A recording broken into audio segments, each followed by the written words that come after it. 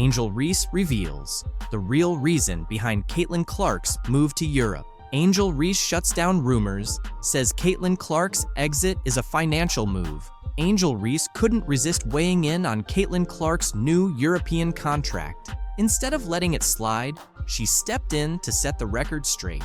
What the is that headline all about? Yeah. She is the worst basketball player. In the WNBA, this is pretty unprecedented. Someone so set on stirring the pot. Reese, still tangled up in her own steroid controversy, took a jab at Clark, suggesting players are just in it for the money and using racial issues to gain sympathy. People talk about Caitlin getting hate, but someone sat down and spent hours putting together an 8-minute video with interlude clips all to trash Angel. Why? It's obvious Reese is targeting Clark here. The surprising part is that Caitlin has never said anything negative about Reese or any other black player. But today, I can't help but feel that some people don't really deserve the silent treatment. Blah, blah, blah. From Angel Reese. It's pretty clear that Caitlin Clark heading to Europe isn't just about exploring a new scene or picking up a different paycheck. It's more about escaping the toxic circus the WNBA has turned into. On the surface, the WNBA might seem like the perfect fit for a player like her, someone born to dominate, but in reality, it was becoming anything but ideal. Instead of just focusing on her game, she was constantly dodging scandals and skeptical looks like it was all part of the game plan. Entitled players in the WNBA just can't seem to understand is, you get what you put in, and right now, you are getting exactly what you deserve. And why? Because she chose to stay quiet while others tried to paint her as some kind of villain. Some of her own fellow athletes, along with a few media voices, went as far as to label her a racist. Honestly, where do they come up with this stuff? But Clark, always level-headed, didn't take the bait. She didn't waste her time responding to these absurd accusations. She just stayed focused on what really matters, basketball. Yet the drama surrounding her only kept growing, like a bad reality show storyline. So I think it's really just the fans, her fans, the Iowa fans, now the Indiana fans. Then Alyssa Thomas, clearly not interested in keeping the peace, decided to stir things up even more. She publicly blamed Clark for racist comments made by her fans. Yes, you read that correctly. Thomas somehow figured that Clark should be responsible for the words of random people in the stands. I think in my 11-year career, I've never experienced the racial comments from the Indiana Fever fan base. Ridiculous, right? This wasn't even about anything Clark did or said. Nope, Thomas seemed more interested in redirecting attention away from her own struggles. She bundled up her frustrations, jealousy, and whatever else was going on inside, wrapped it in an accusation, and tossed it right at Clark. And then she had a press conference where she cried and everybody's so mean to me. Well, she's continued the stupidity. I mean, she cheered on her teammate as she shoved Caitlin Clark, knocked Caitlin Clark in the head, and a bunch of other stupid stuff. The thing is, Caitlin didn't have to do anything wrong to end up as a target. The love she was getting from fans, her name popping up in every highlight reel and headline, that alone was enough to spark jealousy in the WNBA. And it wasn't just random trolls online, it was some of the very players she shared the court with. Instead of the portrayal of black women in the league is an ongoing conversation. Many, including A'ja Wilson, Angel Reese, Cheryl Swoops, and others, seem to view Caitlin Clark as a major issue in the WNBA, at least according to the league discussions. But is this truly the case? Or could it be more about rivalry and resentment? Some recent developments might make us rethink the situation. Last week, A'ja Wilson brought up the topic of white privilege while speaking with Kelsey Plum. Now, Wilson and Angel Reese are both featured on the cover of the Wall Street Journal's magazine. Yet surprisingly, there's no mention of Caitlin Clark. In 2024, with all that's happening, isn't it worth exploring this from Caitlin Clark's perspective too? Imagine this. Even if you're the first rookie since 2008 to make the WNBA's first team, break over 50 records in one season, and win Rookie of the Year, you're still not acknowledged in one of the league's largest media spreads to date. This seems puzzling, especially if Clark's success is arguably central to the article's theme. The situation is further complicated by online tensions. Caitlin Clark is often cast in a negative light, made to seem difficult and unlikable, even while dealing with online harassment from an account managed by A'ja Wilson's friend. And yet, both Wilson and Reese continue to fuel controversy, even accusing each other of unfair treatment and, at times, directing this frustration toward Caitlin Clark. This leaves us wondering, is this really the behavior we expect from an MVP or Rookie of the Year? This situation honestly feels like a case of bullying. It's the peak of first world issues, showing a lack of responsibility and, frankly, Angel Reese's lack of consideration. Watching this unfold is mind-boggling. You're right, it's easy to see how she comes across if you have even a bit of self-awareness. Honestly, if I were another WNBA player without Caitlin Clark's visibility, she wouldn't be my concern. She isn't the problem here. More people are starting to catch on. Caitlin Clark was never the issue. Her critics were the ones using her name for attention whenever things didn't go their way. Those same athletes, analysts, and experts quickly make noise when they feel slighted, then claim Caitlin Clark is the root of it all. But here's the truth. The issue might actually be Angel and A'ja, not Caitlin. It's worth asking, who's really harming the league's reputation? Angel Reese or Caitlin Clark?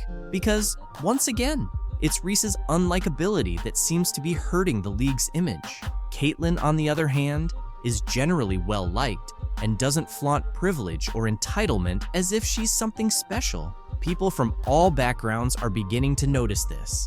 You made a great point. Caitlin Clark is helping drive the league's success and bring in money, while Angel Reese's behavior might be doing the opposite. The WNBA doesn't seem to be catching on, but the fans certainly are. Yet, we're still being told to embrace both Angel and A'ja as league icons. But do they even realize who they're trying to promote? I get it. A'ja Wilson is undoubtedly one of the greatest players, a true icon who will likely be in the Hall of Fame. Her stats alone speak to her greatness, and that's worthy of respect. But as I look deeper into this and see more of her behavior, I can't ignore a hard truth. In a surprising move, ESPN is back in the news, this time for parting ways with one of its well-known personalities, Duncan. So, what happened? It all stems from Duncan's ongoing criticism of Caitlin Clark, a rising star who's been making waves in the WNBA. Instead of celebrating Clark's impressive achievements, Duncan took a different route, one that ultimately cost her her job at ESPN. Breanna Stewart's never going to win another championship, or, Nafisa Collier's better than Maya Moore. Like, instead of those kinds of hot takes, the hot takes solely and explicitly surround all of these black women versus Caitlin Clark. Amani Jones and Duncan have teamed up. They're coming at the 22-year-old white straight girl, Caitlin Clark. Because, see, here's the deal. Because Caitlin Clark can throw a ball into a basket deeper and better than anybody in the history of women's basketball, because Caitlin Clark plays with a flair. Before getting into the specifics, let's first break down how Duncan's actions ultimately led to her being let go from ESPN. It's no surprise that she faced backlash. Throwing out accusations without solid proof never sits well with the audience. Viewers quickly picked up on the bias, and it was only a matter of time before ESPN had to sever ties. Today, we're diving deep into the controversy, exploring why ESPN made such a bold decision and how Duncan's criticisms of Caitlin Clark shifted into what many are calling a full-blown witch hunt. But there's more to this story than what's on the surface. So let's dig into all the details. She has never been around these type of women. She's never been around, black women or women from different parts of the country. Like, she's sort of existed in this bubble. Now, seriously, how arrogant is this? I mean, I hear all the time, don't judge me. Don't judge me by the color of the skin. Don't judge me. Really? Okay. Well, what are you doing? What are you doing? You're sitting there and judging me. You're judging a woman you have no idea. None, zero zip. He points out the contradictions.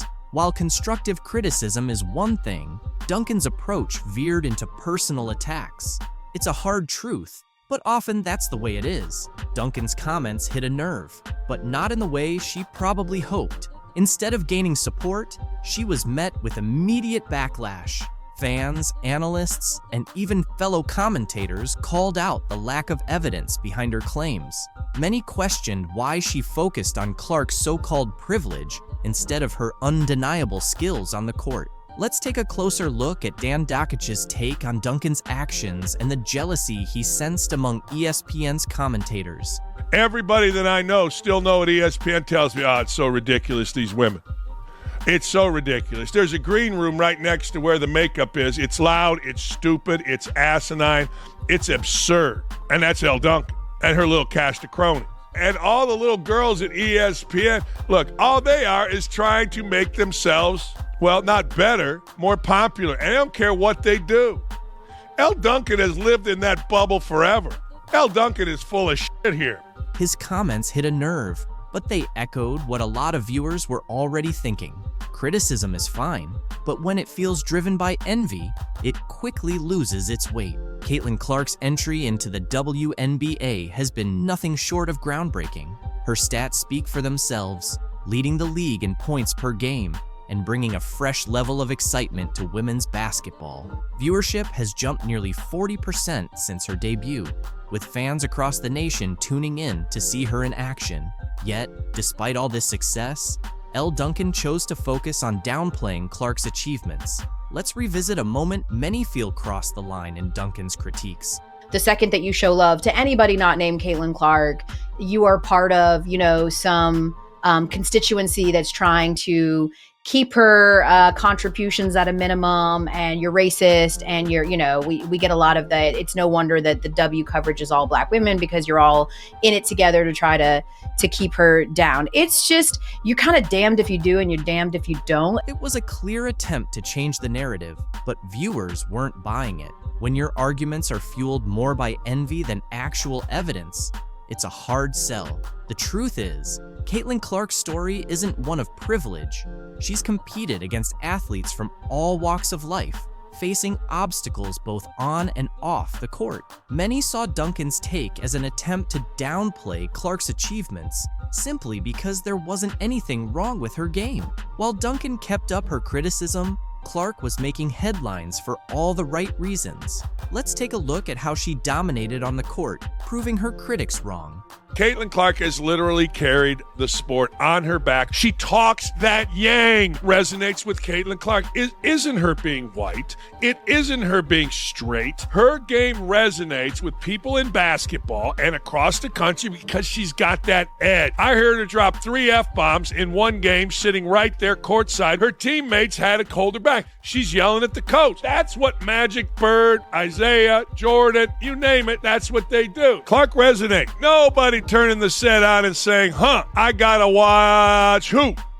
It's no wonder fans are drawn to Clark. She brings a new energy to the game that's been missing for quite some time. Analyst Dan Dakic didn't mince words when addressing the situation, calling out the obvious double standards. He suggested that Elle Duncan's criticisms were fueled by something deeper, possibly resentment toward Clark's rapid rise. Finally, before we get to your questions, we have some news to announce. Commissioner Kathy Engelberg, Commissioner of the WNBA, just announced that starting in 2025, the WNBA Finals format will change. The WNBA just dropped a major surprise during the playoffs, and it's all about the Caitlin Clark effect. They're making some huge rule changes for 2025, but here's the big question. Is this too little, too late? Will these changes really make a difference? Clark's early exit from the playoffs left arenas half empty and tanked TV ratings. Now, the league's scrambling to patch things up, but will these new rules actually fix what's broken?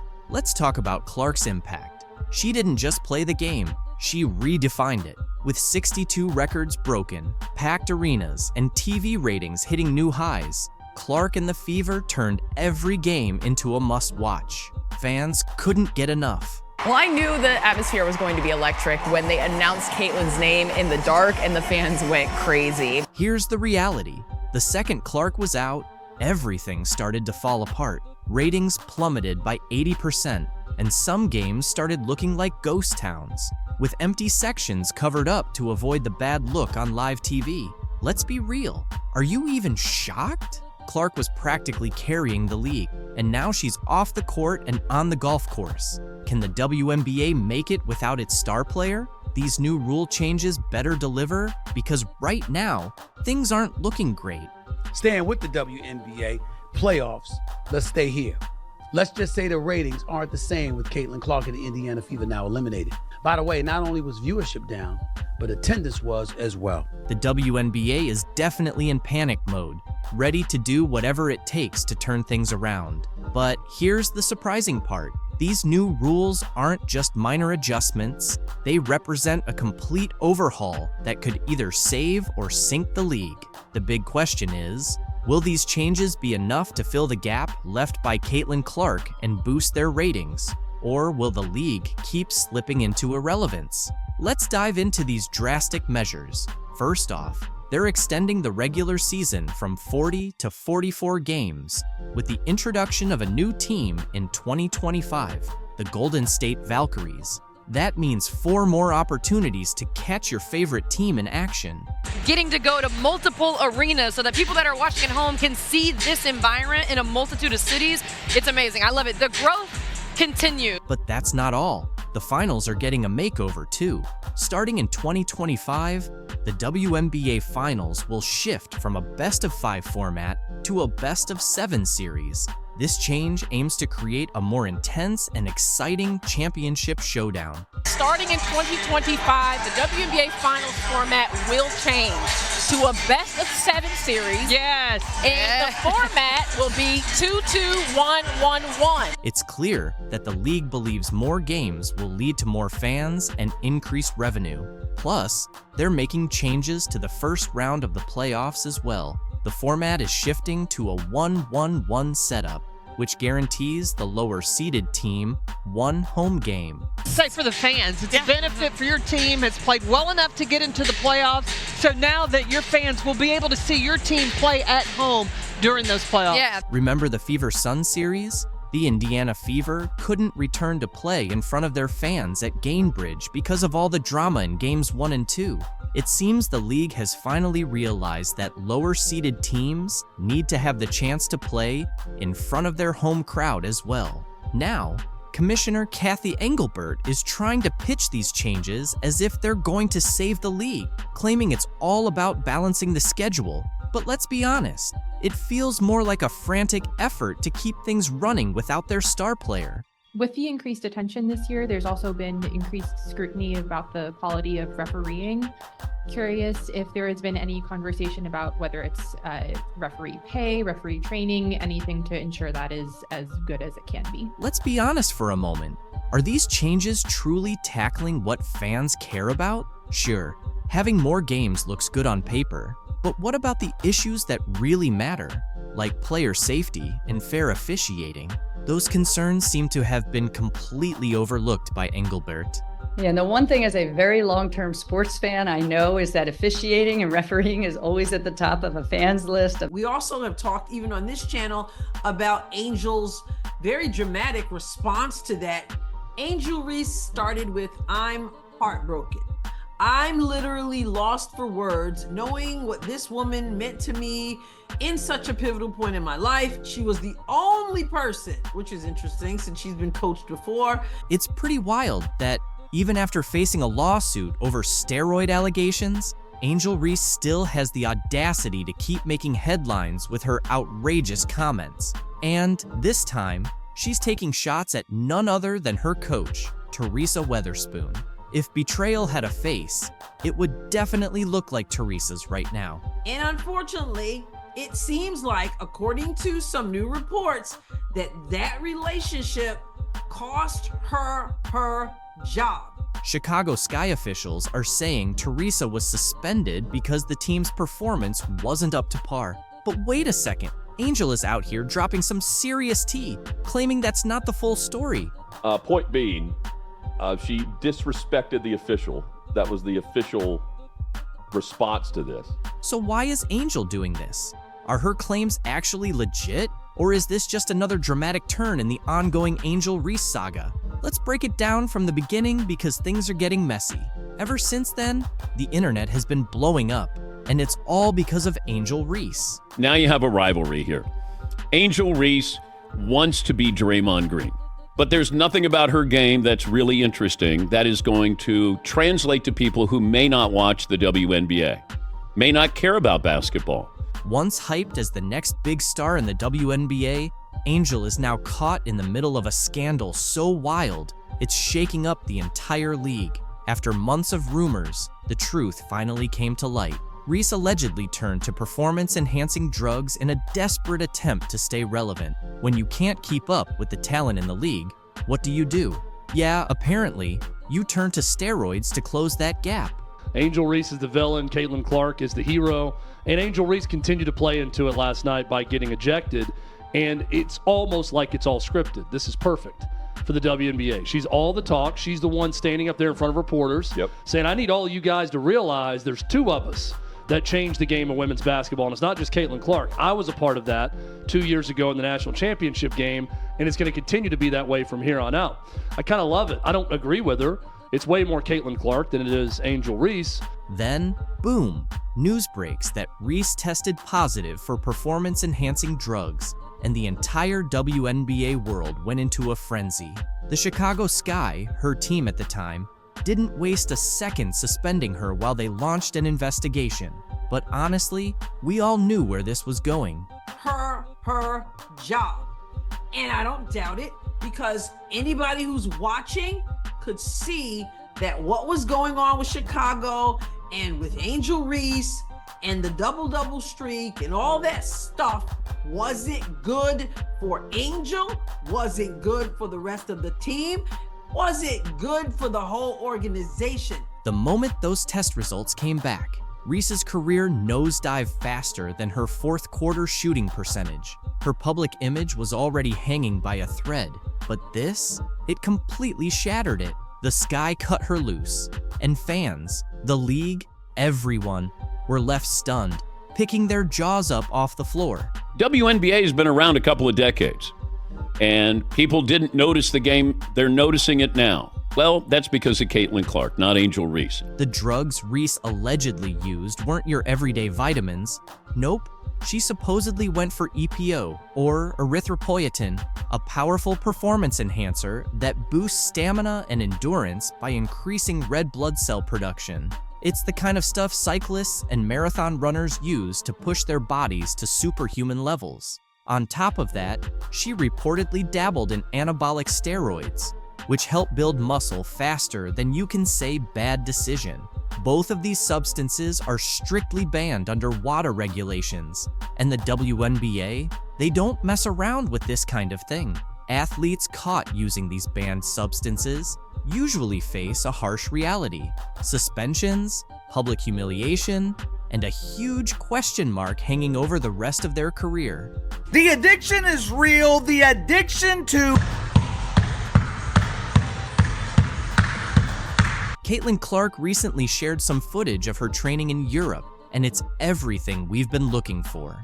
This serves as the ultimate evidence of how a truly respectable league treats its star players. No matter how the cachet of the WNBA elevates, remember, it could have been even better. You messed it up. You messed it up. You can truly see the joy on Clark's face. She looks free, incredibly happy, and completely unbothered. Those days of putting up with cheap shots, dirty hits, and all that nonsense are behind her. There's no one poking her in the eye or hip-checking her into the stands. So now give me the reasons why. She's gone.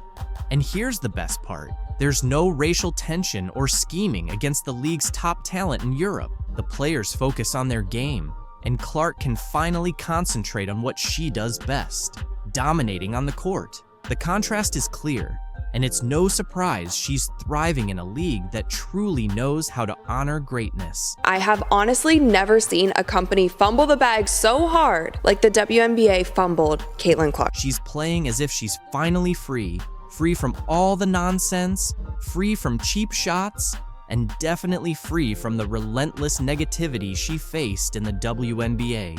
It feels like a completely new Caitlin Clark, and she's clearly enjoying every moment. She's smiling, sinking threes like they're layups, and making no-look passes as if it's just another day in the park. I think it's a good number. Threes were a little bit, I wouldn't say lower. I'll still take 63, but I want to be more so around 70 if I can. Yeah. 81 mid-range is really, really good. There's no fear, no hesitation, and no worrying about getting smacked in the face or having someone try to take her out. In Europe, they truly appreciate talent. They love and celebrate her. She's not dodging elbows or dealing with dirty looks anymore. Finally, she's being treated like the superstar she is. It's as if she's escaped a nightmare and landed in a place where basketball is celebrated.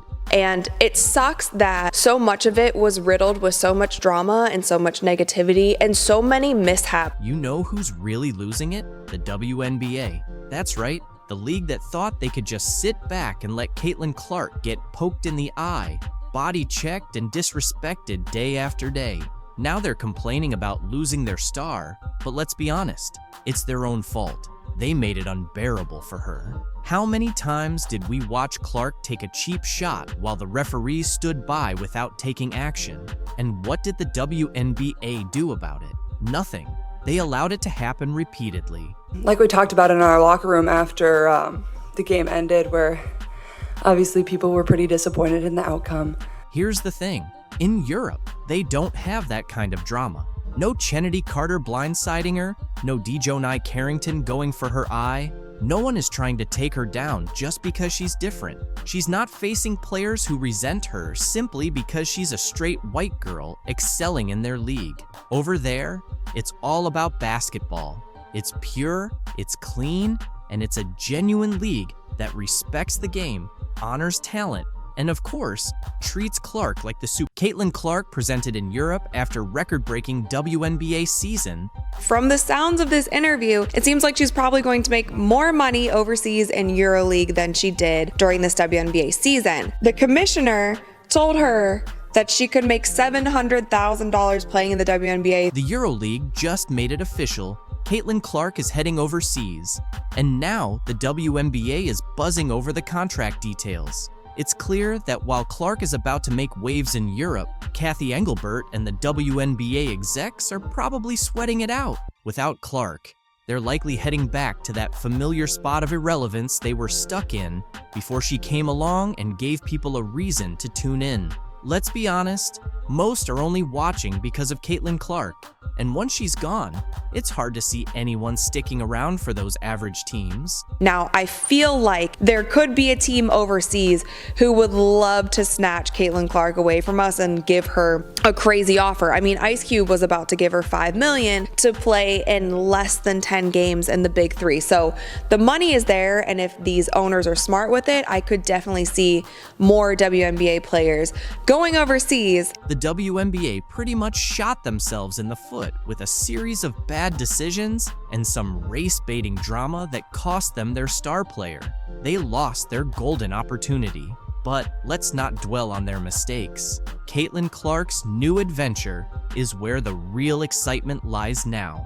Going overseas and possibly not returning. I totally understand that some of you hardcore Caitlin Clark fans in America might be feeling a little down about her moving to Europe. But let's face it, you want her to be happy, right? That's why you're staying quiet about it, deep down. As long as Clark is doing well, you're okay with it. And don't worry, Clark cares about you just as much. In fact, I have a little surprise from her that's going to make you really happy. So stick around for that. For now, let's dive into what's really happening with this Euroleague deal. Unfair what the players are paid. So, the big boss of Euroleague women has finally put all the speculation to rest. Caitlin Clark is officially getting ready to head to Europe. And no, this isn't just a temporary gig while the WNBA takes a short break. This is a major move. We're talking about Euroleague Women, which is technically the top competition for women's basketball in Europe. Yet somehow, it still doesn't get the recognition it deserves. It's like this hidden gem in the basketball world, and people are still overlooking it. If you look at his rookie salary, which was around $55 million for 4 years, and then you look at Caitlin Clark's $300 and I think it was $38,000 salary that she signed for 4 years, that is about the same amount more. It's around 162 times more that Victor made. For those who may not be aware, Euroleague Women is managed by FIBA Europe, and believe me, it's where some of the most intense basketball takes place. This isn't just a casual summer league. The Euroleague runs from October to April. That's ideal for Clark to keep her basketball skills sharp throughout the year. She's really positioning herself to excel on both sides of the Atlantic. It's like she's playing chess while everyone else is still figuring out checkers. They always sold out. Unbelievable. So Atlanta would normally have 3,000, 4,000 people. Now they have 17,000 people, and they sold 1,000 standing room only tickets. So when we walked into the arena, people were on that third balcony looking down at the tops of our players' heads to watch. I mean, it's really hard to take in. And here's something interesting. Euroleague Women has been around since 1958. That's right, longer than most of us have been alive. It's like the original league for women's basketball, even getting a rebranding in the 90s. Yet, for some reason, it hasn't achieved the same commercial success as the WNBA. But don't be fooled.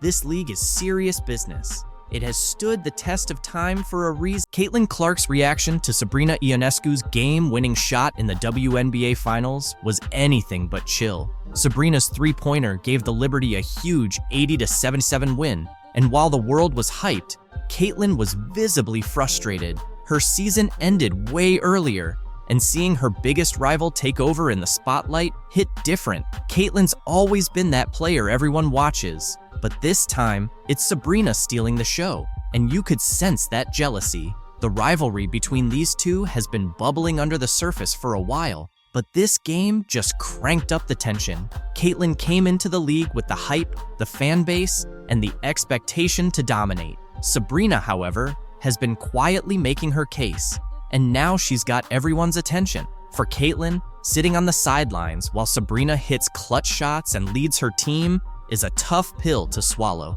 Post-game, Caitlin didn't exactly hide how she felt. In interviews, she brushed off Sabrina's performance, calling the game winner just one shot, which only made it clear how much that moment bothered her. The jealousy was right there for everyone to see. Caitlin's used to being the star, and seeing Sabrina take her spot as the WNBA's current queen? Yeah, that's not sitting well at all. This isn't just about Sabrina's one play though. The rivalry between these two runs deep, going back to their college days when both were dominating the game. Now, as pros, it's become a battle for the top spot. Caitlin had the spotlight coming into the league, but Sabrina is stealing the shine when it counts. That game winner wasn't just a clutch moment, it was a power move, showing that Sabrina can take over when it matters most. Caitlin's frustration is understandable. She's a competitor to her core, and seeing her biggest rival have her moment while she watches from the sidelines, that's fuel for the fire. But you can tell she's struggling with the fact that right now, the spotlight is firmly on Sabrina. That frustration and envy are driving Caitlin, and the tension between them is only getting thicker. Sabrina, on the other hand, is living for these moments. Her ability to deliver under pressure is what's setting her apart right now. Even though she struggled earlier in the game, finishing with just 13 points, she hit the shot that mattered most. And that's the kind of thing that elevates a player from good to legendary. While Caitlin watches, Sabrina's out there writing her own story, and you know that's eating Caitlin alive. Next season, this rivalry is going to reach another level. Caitlin's not going to let Sabrina keep this momentum without a fight. You can bet she's using all this jealousy and frustration as motivation to come back stronger. The next time they meet on the court, it's going to be electric. The tension is there, the stakes are higher, and Caitlyn's got something to prove. But right now, this is Sabrina's moment. She's earned the spotlight with that game winner, and for now, she's the one everyone's talking about. Caitlyn, on the other hand, is left stewing in the envy, knowing she'll have to wait for her chance to take back the crown. This rivalry is only getting started, and the next chapter is going to be must-watch basketball. The battle for the Caitlin Clark's transition from the US to Europe is creating quite a buzz in the basketball world. Her choice to sign a lifetime contract with a European club has fans curious about what motivated such a bold decision, especially after her impressive rookie season. From deep three-pointers to record-breaking assists, Caitlyn quickly emerged as a star in the WNBA. However, her journey in the league wasn't as smooth as it seemed.